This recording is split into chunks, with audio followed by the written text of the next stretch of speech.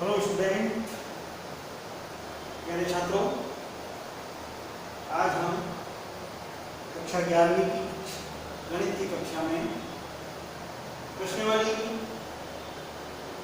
एक डी, जिसके कुछ प्रश्न अपने शेष रहे थे उनका अध्ययन करेंगे। और प्रश्न नंबर 3 तक अपने पूर्व के वीडियो में आपने देख लिए होंगे। प्रश्न नंबर 4, निम्नलिखित कथन सत्य है असत्य है। प्रश्न ये कराने का जो मतलब है वो आपको समुच्चय की जो अध्याय है पूरा, उसको पूरी तरह से अच्छे से समझाना है। ठीक है, ऐसे प्रश्न सब ऑब्जेक्टिव टाइप आप सोच रहे होंगे तो ये तो सत्य सत्य बताना है ऐसे, लेकिन आपको ये भी तो पता होना चाहिए कि इनको कैसे हल करते हैं और कैसे पता पड़ेगा कि ये वास्तव में उप समुच्चय है नहीं है, सदस्य है नहीं है, सत्य हुआ तो कैसे हुआ। आपके प्रश्न में भी प्रश्न आ जाएगा। अभी मैं बोल दूंगा कि ये सत्य है, आप पूछोगे क्यों। इसी तरह से इनमें भी ये असत्य है तो बोले क्यों। तो ये कारणों को हम अगर सीख लेंगे तो हमें समुच्चय के सवालों में कोई समस्या नहीं आएगी। ठीक है ना। तो इसलिए आप देखिए, कथन को सत्य और असत्य बताना है। मैंने प्रश्नों को लिख दिया है। प्रश्न नंबर 4 के लिए 8 प्रश्न लिखे हुए हैं आपके सामने। मैं बारी बारी से एक करके थोड़ा सा 8 में जल्दी जल्दी बदलाता हूँ। प्रश्न नंबर पहला, चौथे का पहला, x जहाँ x सम संख्या है। आप जानते हैं सम संख्या अच्छे से, 2 4 6, ठीक है। और इसने बोला कि ये उप समुच्चय है किसका, तो यहाँ पे लिखा है x जबकि उप समुच्चय है x जबकि x पूर्णांक है। पूर्णांक तो सभी पूर्णांक है, चाहे वो ऋणात्मक हो, चाहे वो धनात्मक हो, चाहे शून्य हो, सभी संख्या है इसमें सम भी होगी और विषम भी होगी।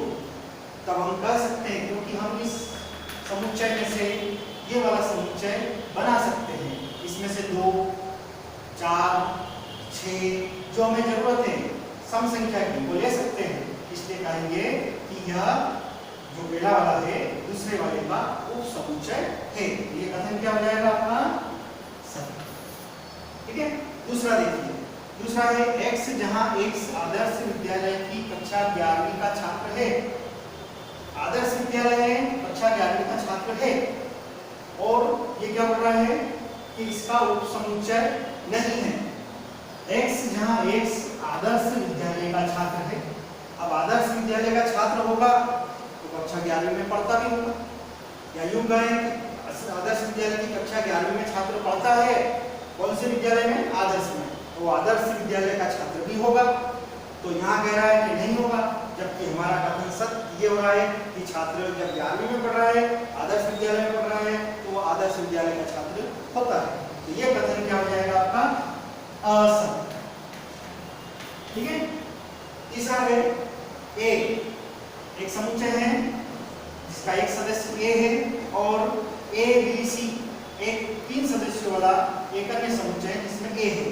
हमने इस a को लेकर के इस समुच्चय को बनाया जरूर है, लेकिन यहाँ पे क्या कह रहा है वो कि a belong to a b c, इस वाले समुच्चय का बिलोंग करता है, सदस्य है, सदस्य नहीं है। अगर इस प्रकार के ब्रैकेट में आ जाता है तो ये एक समुच्चय कहलाता है। अगर ये सिर्फ ऐसा लिखा हुआ होता तो ये कथन सत्य होता, लेकिन ये समुच्चय के रूप में लिखा हुआ है, इसलिए ये कथन सत्य नहीं है। क्योंकि ये भी समुच्चय है, ये भी समुच्चय है, लेकिन यहाँ पे ये काय का उल्लेख कर रहा है कि अवयव है का, इसलिए ये कथन क्या हो जाएगा आपका, असत्य। नंबर 4, 1 2 3 एक समुच्चय बनाया है। इसमें से 1 2 2 3 में से आसानी से बना सकते हैं, 1 ले सकते हैं, 2 ले सकते हैं, 3 ले सकते हैं और एक नया समुच्चय बना सकते हैं। लेकिन यहाँ पे क्या कर रहा है कि उप समुच्चय नहीं है, जबकि उप समुच्चय है, क्योंकि इसमें से इसको लेकर के इसके सदस्यों में से इसको बनाया गया है, इसलिए यह एक उप समुच्चय है। लेकिन यहाँ पे कह रहा है ये प्रश्न कि नहीं है, तो ये कथन क्या हो जाएगा आपका, असत्य। फिर 5वां, x जहां x किसी समतल में स्थित एक समकोण त्रिभुज है। एक समकोण त्रिभुज है, एक समकोण त्रिभुज है किसी समतल में। और यहाँ क्या कह रहा है, x जहां x किसी समतल में स्थित एक त्रिभुज है।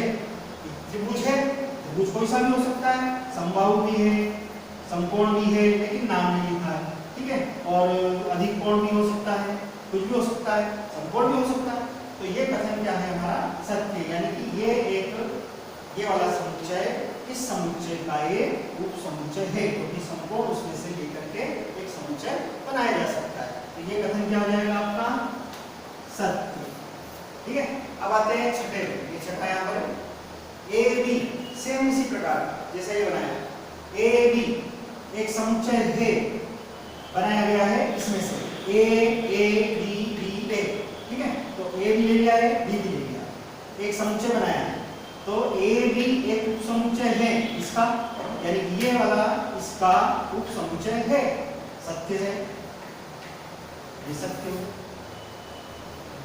आठवां, 5 belong to ABC, 5 belong to ABC, ये बिलोंग टू है, जबकि एक समुच्चय है, इसलिए ये वाला कथन क्या हो जाएगा आपका असत्य, क्योंकि तो यहाँ पे ये सदस्य बता रहा है, 5 इसका सदस्य जरूर है, लेकिन 5 ऑलरेडी एक अपने आप में समुच्चय भी है, तो इसलिए ये जो कथन है वो असत्य हो जाएगा, क्योंकि 5 इसका अवयव नहीं है, ये कथन हमारा असत्य हो जाएगा, ठीक है। और अब है अगला प्रश्न नंबर 6, वो जो ऊपर यहाँ x, जबकि x एक परिमेय संख्या है और x जबकि x एक वास्तविक संख्या है, ठीक है। वास्तविक संख्या क्या होती है? तो वास्तविक संख्याएं परिमेय और अपरिमेय संख्याओं को मिला करके वास्तविक संख्या बनती है। तो प्रश्न में क्या लिखा है? एक परिमेय संख्या। तो परिमेय संख्या है मतलब वास्तविक संख्या में परिमेय भी होती है और अपरिमेय भी होती है, तो इसलिए ये कथन सत्य था, लेकिन ये लिखा क्या है? असत्य, मतलब अवयव समुच्चय नहीं है, जबकि यहाँ पर हमें तो समुच्चय है, तो इसलिए ये कथन भी क्या हो जाएगा आपका? असत्य। वास्तविक संख्याएं परिमेय और अपरिमेय से मिलकर के बनती है। यहाँ पे परिमेय संख्या हमारे को पहले वाले समुच्चय में ली गई है, तो परिमेय से एक समुच्चय बनाया गया है, लेकिन यहाँ पे कह रहा है कि ये समुच्चय नहीं है, तो ये कथन क्या हो जाएगा? असत्य। तो इस प्रकार से ये छोटी छोटी बातें हैं समझने की, जिनको आपको अच्छे से समझना है और हल करना है। ये समझाने का मतलब ही यही है कि आप इन छोटी छोटी बातों को अगर समझ जाओगे तो आपको जो सेट थ्योरी है आपकी वो आसानी से समझ में आएगी, ठीक है ना। अब देखिए एक प्रश्न और है, जिसको हम सत्य और असत्य से हल करते हैं। रिक्त स्थानों की पूर्ति करें, इसी प्रकार का है। अब आपको अच्छे से समझ में आ गया है, और समझ में आने पर अब आप आसानी से प्रश्नों को हल कर सकते हैं। जैसे देखिए 5वां प्रश्न दे रखा है, समुच्चय युग्म के सही प्रतीक बिलोंग अवयव उपसमुच्चय है और उपसमुच्चय है नहीं की पूर्ति कीजिए। जैसे कि क्वेश्चन नंबर 5, a बराबर a3 और b बराबर a5 9 और c बराबर 1 3 5 7 9। ये आपके पास में समुच्चय दिए गए हैं 3 a b और c। हमें कुछ प्रश्न दे रखे हैं। सबसे पहला प्रश्न दे रखा है 5, निशान खाली स्थान दे रखा है b। अब b के अंदर b समुच्चय देखना है, अगर a का उल्लेख हो तो a देखना है, c हो तो c देखना है, ठीक है। अब बताइए क्या 5 उप समुच्चय है b का? तो यस, 5 उप समुच्चय है b का, क्योंकि समुच्चय बताया गया है, 5 लेकर के बनाया जा सकता है इसमें से, इसलिए 5 एक उप समुच्चय है b का। इसी तरह से सेकंड देखिए, सेकंड में क्या लिखा है? a उप समुच्चय है b का, a खाली स्थान b बताना है। आप क्या 1 और 3 इसमें है? 1 और 3 1 तो है लेकिन 3 नहीं है, इसलिए है ये उप समुच्चय नहीं, क्योंकि a वाला समुच्चय b से नहीं बनाया जा सकता है। तीसरा है a रिक्त स्थान c, मतलब a और c को देखना है। 1 3 है इसमें 3, यानी कि c से a को बनाया जा सकता है, इसलिए ये उप समुच्चय है। नंबर 4 में क्या आपके पास में b सी। अब इसमें निशान लगाना है तो क्या आएगा आपके पास में बी और सी। अब देखिए 1 5 9 1 5 9 है तीनों इससे बनाया गया है। तो बी को किससे बनाया हमने सी से, यानी कि बी उपसमुच्चय है सी का। फिर से देखिए पांचवें में है 1 सी, एक समुच्चय है सी का। देखिए इससे एक लिया जा सकता है और एक समुच्चय बनाया जा सकता है, इसलिए ये भी क्या है उपसमुच्चय है। तो इस प्रकार से आप देख रहे हैं कि केवल एक में गलती है, एक में जो है वो कटा हुआ है, यानी कि ये उपसमुच्चय नहीं है, बाकी चार जो है वो आपके उपसमुच्चय है। ठीक है, अब आते हैं हम क्वेश्चन नंबर 6 पर। क्वेश्चन नंबर 6 में हमें बताना है कि PA कितने हैं, यानी कि घात कितने हैं, समुच्चय की घात कितनी है। ठीक है, तो PA कितने हैं, जैसे कि A पहला A है आपके पास में x y z, कितने हैं x y z।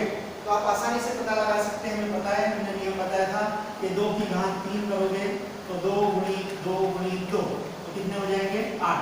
कितने हो गए 8। इस प्रकार से हमें इसको जमा के लिखना है, ये पहले समझा दिया थोड़ा सा। अब आप जमाना कैसे है तो ये देखेंगे कि जिसमें n p a बराबर 2 की घात 3 बराबर 2 × 2 × 2 कितने हो गए 8। डायरेक्टली लिख सकते हैं यदि आपको मालूम हो तो इस प्रकार से हमें केवल ये बताना है कि इसके कितने अवयव हैं, कितने उपसमुच्चय बनेंगे। तो हमारे पास में कितने उपसमुच्चय बनेंगे इसके 8, यानी कि ये घात भी है, एक से घात भी मिला की। तो एक और है आपके पास में a बराबर a और फिर एक समय एक और दे रखा है, देखिए a बराबर a और इस प्रकार से ये भी। तो ये इसमें भी कितने सदस्य हैं 2 हैं, तो कितने उपसमुच्चय बन जाएंगे, सिंपल एकदम n p a बराबर 2 की घात 2, तो 2 2 कितने होने हैं 2 दूनी 4। इस प्रकार से हम ये PA के मान कैसे निकाल सकते हैं। तो PA के कितने अवयव हैं, तो हम ये नंबर ऑफ अवयव समुच्चय के निकाल सकते हैं। Question number 7।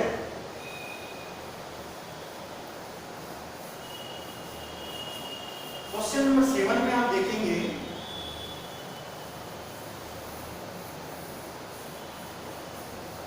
इसमें जो निर्माण रूप और सारणिक रूप हम सीख करके आए हैं, तो इन्हें निर्माण रूप में और सारणिक रूप में, तो निर्माण रूप दे रखा है, उसके रूप को हमें सारणिक रूप टाइप लिखना है, संबंध बताना है कि x का संबंध क्या है।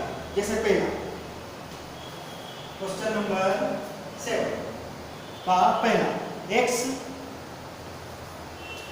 जहां x बिलोंग टू R और x का मान बराबर है 4 से और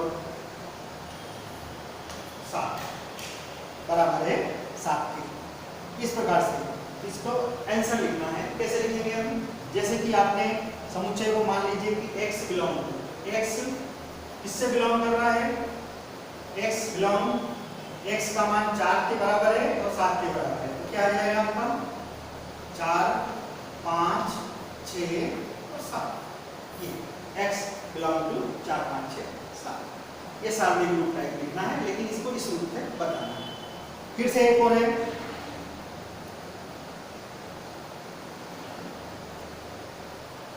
अंतराल के रूप में लिखना है, अंतराल के रूप में लिखना है, सॉरी, तो अंतराल है 4 से 7, ये इस प्रकार से अंतराल मतलब 4 5 6 7, तो वो बीच के नहीं लिखना है, अंतर बताना है 4 और 7, ये हो जाएगा 4 7, अंतराल बताना है सिर्फ। दूसरा है, दूसरे में है आपके पास में x, जहां x बिलोंग टू R और x का मान -3 से अधिक है लेकिन 7 से कम है, -3 से अधिक 7 से कम, बहुत सिंपल, मैं केवल उत्तर लिख रहा हूं। 3 7, इस प्रकार से। तो ऐसे हमें इन प्रश्नों को हल करना है। कर लेंगे आप ये, बाकी के शेष 2 भाग आपको कर लेना है। बहुत सिंपल है, ऐसे जमाना है बस। क्वेश्चन नंबर 8, हमें ये दे रखा है कि निम्नलिखित अंतरालों को समुच्चय निर्माण के रूप में लिखिए। जैसे कि अभी हमने इनको सारणी के रूप में लिखा, इसको इसे निर्माण रूप में लिखना है। ठीक है, तो निर्माण रूप में हम कैसे लिखते हैं, एक में एक आध बता देता हूँ आपको, फिर आप करेंगे। क्वेश्चन नंबर 8, इसमें है नंबर 1 और वो है 0 और 10, ये दे रखा है। इसको हमें निर्माण रूप में लिखना है बहुत सिंपल तरीके से। जैसे इसका आंसर हम लिखते हैं कैसे, x जहां x belong to r, x जहां x बिलोंग टू r। ठीक है, अब यहाँ पे लिख देंगे कि x क्या है, कहां से कहां तक है, 0 से 10, 0 10 इक्वल देन x का मान 0 के और 10 के, 0 से 10 तक, ये 0 से 10 तक मिल जाएगा। इसको हमें किस रूप में लिख दिया हमने, इसको निर्माण, और ये किस रूप में था हमारा, सारणी। ओके, ऐसे हमें ये हल करना है। बाकी के आपको तीनों प्रश्न हैं, तो तीनों प्रश्न आपको हल करना है। ठीक है, फिर आते हैं हम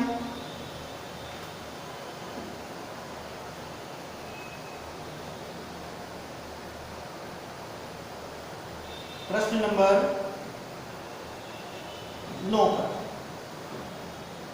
ठीक है, प्रश्न नंबर 9 में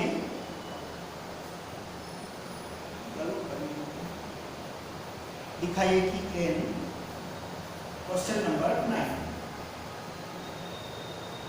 n p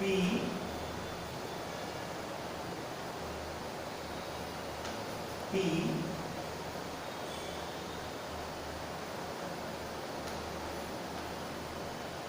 p फिर से पाई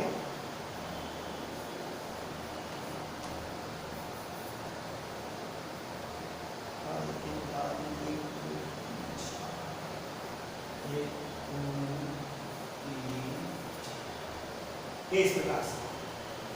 ठीक है, अब हमें ये बताना है हल करके कि ये सभी की वैल्यू जो है वो 4 है। कितनी है, 4। तो हम इसको हल करते हैं। हल सबसे पहले एक चीज को हल करेंगे, अंदर से शुरू करते हुए आएंगे। जैसे ब्रैकेट हल करते हैं इस तरह से, P5, ठीक है, बराबर 5, एक हो गया आपके पास में, एक समुच्चय इस प्रकार से। इसी तरह से दूसरे में आते हैं, दूसरे नंबर पे इन दोनों में पूरे P5,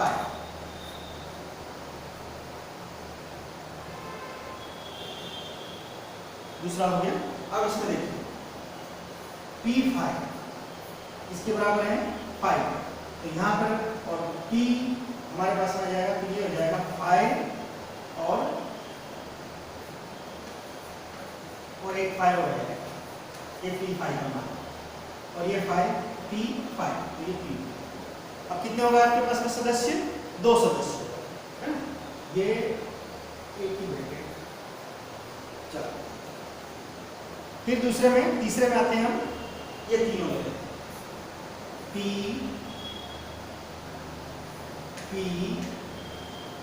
फिर P और 5 और ये ब्रैकेट, ठीक है। तो सबसे पहले एक 5 इसके लिए, फिर अपने 2 बार 5, ये 5 और ये 5, ये हो गए, ठीक है। और फिर उसके बाद में इसके लिए एक 5 हो गया। तो आप देखते होंगे कि कितने 5 हो गए, 1 2 3 और 4, तो इस पूरे का मान कितना हो गया आपके पास में, 4, 1 2 3 4, कितने समुच्चय बन गए, 1 2 3 और ये चौथा। इस प्रकार से प्रूव कर सकते हैं कि चौथा। ये प्रश्नावली 1D हमारी समाप्त होती है। अगले वीडियो में अगली प्रश्नावली का हम अध्ययन करेंगे। धन्यवाद।